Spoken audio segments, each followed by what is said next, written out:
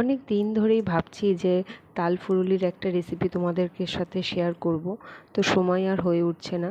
তো আজ দেখো আমি বেশ দুটো সুন্দর তাল নিয়ে হাজির হয়েছি, কিন্তু একটা তালেরই আমি ফুরুলি বানাবো। তো এই যে মা ছাড়াতে বসে গেছে, আর একটা একটু শক্ত ছিল, তো সেটাকে আরও দুদিনের জন্য রেখে দিয়েছিলাম। তো একটা দিদি এই দুটো তাল আমাকে দিয়েছিল, হ্যাঁ ভালোবেসে। তো সেই তালটারই আজকে ফুরুলি করব।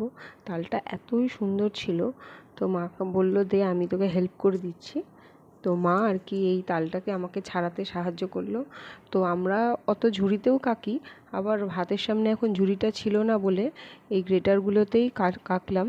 এতে খুব সুন্দর হয়। এই যে তালের যে আঁশগুলো হয়, সেই আঁশগুলো একটাও এই তালের মধ্যে যায় না, পুরো পাল্পটা বেরিয়ে আসে। তো এই দেখো আমি এর মধ্যে নারকেলটাও মা কুড়িয়ে দিয়ে দিয়েছি।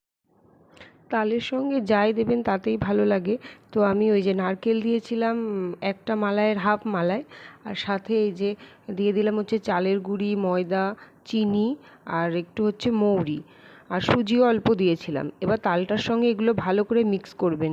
দেখবেন যে তালটা যদি তখনও অনেক বেশ নরম লাগে, তখন আপনি আরেকটু আটাও দিয়ে দিতে পারেন। তো আমি আটা দিইনি, আমি আরেকটু ময়দা দিয়ে দিয়েছিলাম।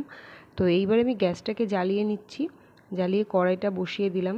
কড়াইটা গরম হতে থাকলো, আর এই যে আমি এবার সাদা তেলটা কড়াইয়ে দিয়ে দেবো। আর আমি তালটাকে মেখে একটু ঢাকা দিয়ে রেখেছিলাম, তাতে চিনিটা একটু মেল্ট হয়ে গেল। এইবারে আমি তেলটাকে বেশ গরম করে নিয়ে লো ফ্লেম করে এই ফুরুলিগুলো আমি ছাড়তে শুরু করেছি। বেশি হাই ফ্লেম করবেন না, কারণ ভেতরে ফুরুলিগুলো কাঁচা থেকে যেতে পারে। ওপরটা একদম গোল্ডেন ব্রাউন হয়ে যাবে, কিন্তু ভেতরটা হবে না, সেটা ভালো হবে না খেতে।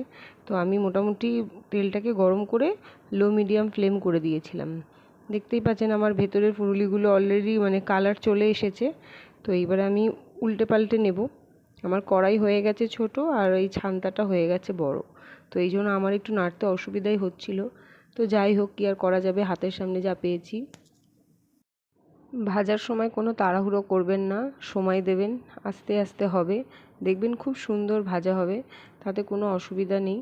কারণ এটা যত ভেতর থেকে সুন্দর ভাজা হবে তত খেতে ভালো লাগবে।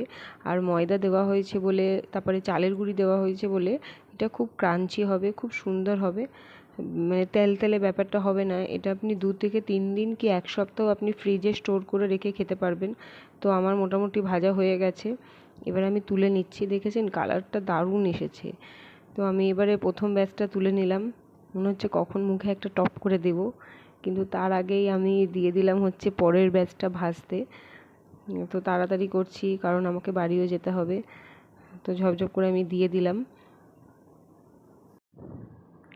ওই যে পরের ব্যাচটা দেওয়ার পরে আমি আরেকবার করে নেড়ে দিচ্ছি, কারণ খুব হালকা হাতে নাড়তে হবে, নাহলে ভেঙে যাবে। তো আমি আরেকবার নেড়ে দেব। এই আমার ছান্দাটা বড় হয়ে যাওয়াতে একটু অসুবিধা হয়ে যাচ্ছে।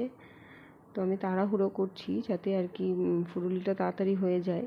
ফুরুলিতে কিন্তু কোনো রকম ঝামেলা কিচ্ছু লাগে না, কিন্তু খেলে প্রচুরই অম্বল হয়।